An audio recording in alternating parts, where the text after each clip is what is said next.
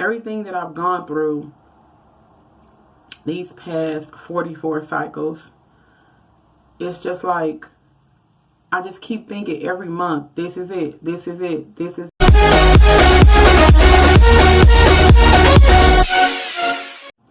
Hey, good morning, everyone. This is Sade Nicole with Sade Nicole and Crew TV. Welcome to my channel if you are new in viewing, and welcome back to my channel if you are already subscribed. So yesterday I was supposed to do a live pregnancy test, and my work days got longer than what I planned on it to be, and I took a first signal test yesterday, and it was just like nothing there. So I got discouraged and said, forget it, I don't want to take it, I don't want to show anything. I always take, tests outside of recording, because once you're in that 2-week wait, some people can wait till they're late. Other people just really want to know. And no lie, I really just wanted to know. So once it was negative, I, just said I don't want to record. I'm too upset. So last night I went to the store with my daughters to get some things for the house, and decided to go ahead and get a first response and also another first signal test. My intentions were take these tests in the morning and record. Well, I didn't do that. I took one last night, one of each last night, one first signal and one first response. When I took the first response, within 3 minutes I got a faint line, and I'll insert that video right here. So I just took this first response, I would say 6 minutes ago, and I had a line that was showing up. Couldn't really tell if I saw anything, but now I'm starting to see a hint of a line, and it's before the 10-minute mark. I have about 2 minutes before it's 10 minutes. Please tell me y'all see that faint line. And first response is infamous for false positives, and I'm just so nervous to even get a little bit excited. I haven't even gotten the call back from my doctor to know what my progesterone is. But now I really want to know if I'm pregnant, because I probably need to take progesterone supplements. But do y'all see that damn line? See, those who are pee on the stick addicts, y'all probably see it. But people who don't test early or know anything about it, you may not see that faint line. But oh my God, I see it. Oh my God. And it says 10 DPO. It's about 9 o'clock at night. So we shall see.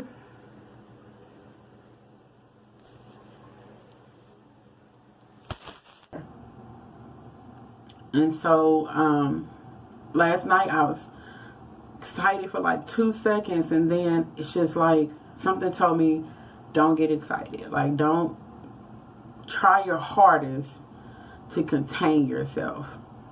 So I started praying, and I started being hopeful. I mean, who wouldn't be? Who wouldn't be hopeful?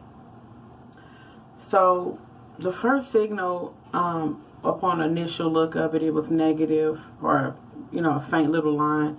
But then I came back and looked at it this morning, which I know you shouldn't do that, but there was a second line on it as well. So of course, when it came time to take my test this morning, I was like, okay, something should definitely be there this morning. That was at 9 o'clock or 8 something last night when I did that. Yeah, 9:30 last night when I did that. So it was 6:30 this morning when I took the other test. Now, disclaimer, I have been having frequent urination since 2 days past ovulation, and I cannot seem to hold my bladder more than 2.5 hours. I can't. It's just completely full. It's horrible. Like, I have to go. So there was no, 4-hour hold or anything like that. I can't do that. My body is just ignorant. But I figure if there's HCG in your urine, there's HCG in your urine. So when I took the test this morning, there was nothing there. There was a super indent. It was white for a very long time. And I was waiting for it to change to pink, and it didn't. It just disappeared. And the first signal was negative. And my heart, it just sank. I mean, of course, I am on cycle day 28. I am 10 days past, or 10 or 11 days past ovulation. And the reason why I say 10 or 11 is because I got a positive OPK on cycle day 16 evening, all day cycle day 17, and early morning cycle day 18. So according to my Glow app, it says cycle day 17 is when I should have ovulated. So if we're going to say that, and I'm on cycle day 28, that means that I'm on 11 days past ovulation, which means my period should start in about 2 to 3 days. With a first response, it should be showing up. And I'm starting to become so irritated with first response because I feel like they give false hope. And when you call them, they'll say, oh, if there's a line and it's pink, that's positive. There's no such thing as a false positive. And it's like, y'all will say anything to keep from admitting that the manufacturer and the people who work in the line making these tests are fucking up these tests. Okay? Excuse my French. I'm just so irritated. I'm irritated more because I feel so defeated. I feel so stupid for even thinking I could be. Everything that I've gone through these past 44 cycles, it's just like, I just keep thinking every month, this is it, this is it, this is it. Okay, I'm a little deflated, but you know, it'll happen. And every time it doesn't happen, I lose more and more faith in the situation. And I'm just, I don't understand why this is happening to me. And I know that eventually, I would say probably the first of the year, I'm going to go to a fertility specialist because I need to be monitored a little bit more closely, and I need to know what's really going on. And the reason why I say that is because my doctor has not called me back. My lab results came back 2 days ago. She didn't find it of any importance to call me and say, this is what it is. So I'm very irritated with my level of care I'm receiving from her, as well as the unknown of what's causing this. I don't know if it's male factor. I don't know if it's both of us. I don't know. You know, the last time we went through this, before we had the twin pregnancy, with Daphne, I ended up going to a fertility specialist because it was taking so long, and I had done the HSG procedure. I had been taking Clomid. My husband had been taking supplements with Smoky Less, and it wasn't happening. So when we went to the fertility specialist, and they just shrugged their shoulders after all the labs and everything and said, you just probably need some iron, and he needs this. Take some more of the fertility supplement and maybe try to work out a little bit. We were pregnant maybe like 2.5 months after that. Now, mind you, I did take another round of Clomid.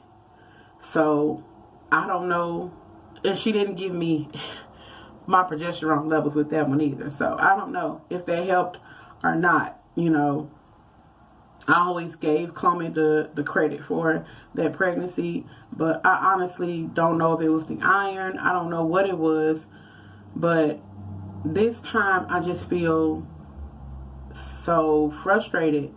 And I know you shouldn't feel like this, or it may be wrong to feel like this, but after you've gone through infertility and you have a healthy pregnancy, then you have a second healthy pregnancy, you start to feel a bit of relief. Like, okay, I can get pregnant. Now I can just get pregnant. There's no problem anymore. It's fine. Especially because when I got pregnant with Demi, I wasn't taking anything. Nothing. So I don't understand. There's no such thing as residual Clomid. So there was nothing, no supplement in my body when I got pregnant with Demi. And I'm just like, what the hell is going on? Now, mind you, this is also the biggest that I've been in a long time. This was my biggest weight, period. And I never get past this weight, but this is my biggest weight. And I feel like my weight most definitely does have something to do with it. But I also feel like there's a hormonal imbalance going on here, because I can work out, I can eat less food, I can take supplements, but my body is resisting weight loss. It's like, say if I have a 1,400 calorie day. Now, mind you, at my size, even if to lose weight, I should be having 2,000 calories. But I say, no, I'm going to go to a 1,400 calorie day. And then zigzag it, where I have a higher calorie, lower calorie. The day I eat a damn piece of bread, I'm going to gain 2 pounds, maybe even 3. And it's not like, oh, that was water weight. It don't go no damn where. I actually have to starve myself and work out even harder the next day for that one piece of bread. So this is one of the most stressful times in my life, where I can't quickly get this weight off. I can't even understand why I'm not losing weight. And I can't get pregnant. So it's like I'm stuck in this cycle of no success. And it's just frustrating. It's frustrating because I never thought I would get so sucked in to something that should be so beautiful and so much of a fun experience, and so much of a experience that brings me and my husband closer together. But it's just so hard because I can't understand what's wrong with me. And I try to be positive, and my husband tries to uplift me, but I just can't understand why this is happening.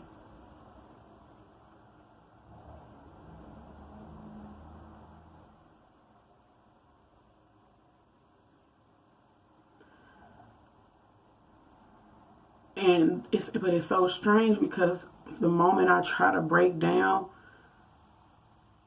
it's like God just won't let me. He won't let me. He won't let me break down.